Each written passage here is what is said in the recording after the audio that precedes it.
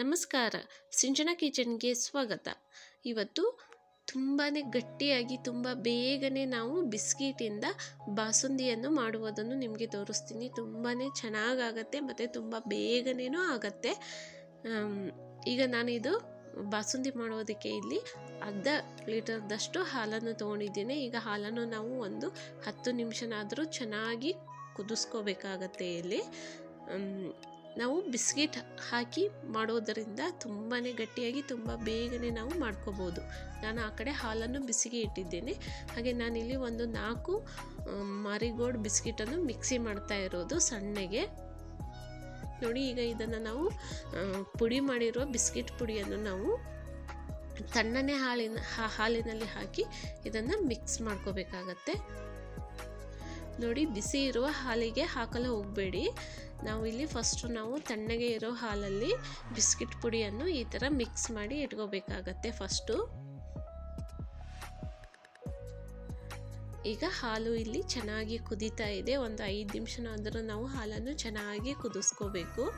ನಾವು ಡೈರೆಕ್ಟಾಗಿ ಬಿಸ್ಕಿಟ್ ಹಾಕದೇ ಬಾಸುಂದಿ ಮಾಡಲು ಹೋದರೆ ತುಂಬಾ ಕುದಿಸ್ಬೇಕಾಗತ್ತೆ. ಒಂದು ಅರ್ಧ ಗಂಟೆ ಆದರೂ ಬೇಕಾಗುತ್ತೆ ನಾವು ಹಾಲು ಕುದ್ದು ಗಟ್ಟಿಯಾಗೋದಕ್ಕೆ. ಅದಕ್ಕೆ ನಾವು ಈ ಥರ ಬಿಸ್ಕಿಟನ್ನು ಹಾಕಿ ಮಾಡಿದರೆ ತುಂಬಾ ಬೇಗನೆ ಆಗುತ್ತೆ, ತುಂಬ ಬೇಗನೆ ಗಟ್ಟಿಯಾಗುತ್ತೆ, ತುಂಬಾ ರುಚಿಯಾಗಿರುತ್ತದೆ.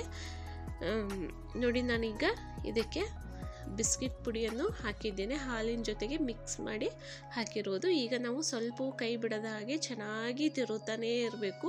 ಯಾಕೆಂದರೆ ಬಿಸ್ಕಿಟು ಗಂಟಾಗಿ ಬಿಡುತ್ತೆ. ಹಾಗಾಗಿ ಸ್ವಲ್ಪ ಗಂಟಾಗದ ಹಾಗೆ ನಾವು ಹಾಗೇ ತಿರುತ್ತಾನೇ ಇರಬೇಕು.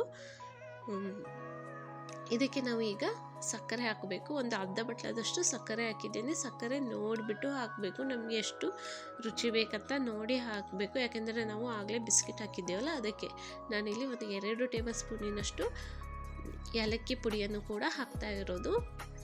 ಈಗ ನಾವು ಎಲ್ಲ ಹಾಕಿದ ನಂತರ ಈಗ ನಾವು ಒಂದು 5ರಿಂದ 10 ನಿಮಿಷನಾದರೂ ಈಗ ಇದನ್ನು ಚೆನ್ನಾಗಿ ಕುದಿಸ್ಬೇಕು. ತುಂಬ ಬೇಗನೆ ಗಟ್ಟಿಯಾಗಿಬಿಡುತ್ತೆ. ನಾವು ಬಿಸ್ಕಿಟ್ ಹಾಕಿದ್ದೇವಲ್ಲ, ಹಾಗಾಗಿ ತುಂಬ ಬೇಗನೆ ಗಟ್ಟಿಯಾಗಿಬಿಡುತ್ತೆ. ಈಗ ಇದಕ್ಕೆ ಬಾದಾಮನ್ನು ಕಟ್ ಮಾಡಿ ಹಾಕಿರುವುದು, ಗೋಡಂಬಿ ಕೂಡ ಇಲ್ಲಿ ನಾನು ಕಟ್ ಮಾಡಿ ಹಾಕಿರುವುದು. ಬಾದಾಮಿ ಗೋಡಂಬಿ ಹಾಕಿದ ನಂತರವೂ ನಾವು ಕುದಿಸ್ಬೇಕು. ಈಗ ಚೆನ್ನಾಗಿ ನಾವು ಒಂದು ಸ್ವಲ್ಪ ಮೀಡಿಯಮ್ ಉರಿಯಲ್ಲೇ ಇದನ್ನು ಕುದಿಸ್ಕೋಬೇಕಾಗತ್ತೆ. ಹಾಗೆ ತಿರುತ್ತಾನೇ ಇರಿ, ತುಂಬಾ ಚೆನ್ನಾಗಾಗತ್ತೆ. ನಾವು ಇದನ್ನು ಮಕ್ಕಳಿಗೆ ಮಾಡಿಕೊಟ್ರೆ ತುಂಬಾ ಇಷ್ಟಪಟ್ಟು ತಿಂತಾರೆ. ಸ್ವೀಟ್ ತಿನ್ನದೇ ಇರುವವರು ಕೂಡ ತಿಂತಾರೆ. ತುಂಬಾ ಚೆನ್ನಾಗಾಗತ್ತೆ. ನೋಡಿ, ನಾನಿಲ್ಲಿ ಒಂದು ಸ್ವಲ್ಪ ಗ್ಯಾಸನ್ನು ಜೋರು ಮಾಡಿಬಿಟ್ಟು ಚೆನ್ನಾಗಿ ಕುದಿಸ್ತಾ ಇರೋದು. ಈ ಥರ ಇದು ಚೆನ್ನಾಗಿ ಕುದ್ರೆ ತುಂಬಾ ಗಟ್ಟಿಯಾಗಿ ಚೆನ್ನಾಗಿ ಬರುತ್ತೆ. ನೋಡಿ, ಸ್ವಲ್ಪ ಕೈ ಬಿಡದ ಹಾಗೆ ನಾವು ಇದನ್ನು ಹಾಗೆ ತಿರುತ್ತಾನೇ ಇರಬೇಕು. ನೋಡಿ, ನೋಡ್ತಾ ಇರ್ಬೋದು ಗಟ್ಟಿ ಆಗ್ತಾ ಇದೆ ಇದು. ಈಗ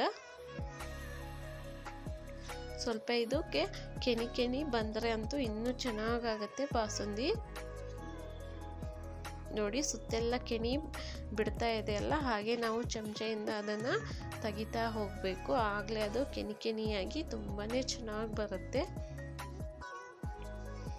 ನೋಡಿ, ಇವಾಗ ಇದು ಸ್ವಲ್ಪ ಗಟ್ಟಿಯಾಗಿದೆ. ಇನ್ನೂ ಒಂದು ಸ್ವಲ್ಪ ಗಟ್ಟಿ ಬೇಕಾದರೆ ನಾವು ಕುದಿಸ್ಕೋಬೇಕು. ಇಲ್ಲ ನಮಗೆ ಇಷ್ಟೇ ಸಾಕಂದ್ರೂ ನೀವು ಇಷ್ಟು ಕೂಡ ಬಿಡ್ಬೋದು. ಸ್ವಲ್ಪ ತಣ್ಣಗಾದ ನಂತರ ಇದು ಇನ್ನೂ ಗಟ್ಟಿಯಾಗುತ್ತೆ. ಇಷ್ಟಾದರೆ ಸಾಕು. ನೋಡಿ ಎಷ್ಟು ಚೆನ್ನಾಗಿ ಬಂದಿದೆ ಅಂತ. ಇವತ್ತಿನ ಈ ವಿಡಿಯೋ ನಿಮಗೆ ಇಷ್ಟವಾದರೆ ನಮ್ಮ ಚಾನಲನ್ನು ನೀವು ಸಬ್ಸ್ಕ್ರೈಬ್ ಮಾಡಿ, ಲೈಕ್ ಮಾಡಿ, ಕಮೆಂಟ್ಸ್ ಕೊಡಿ ಮತ್ತು ಶೇರ್ ಮಾಡಿ. Thank you.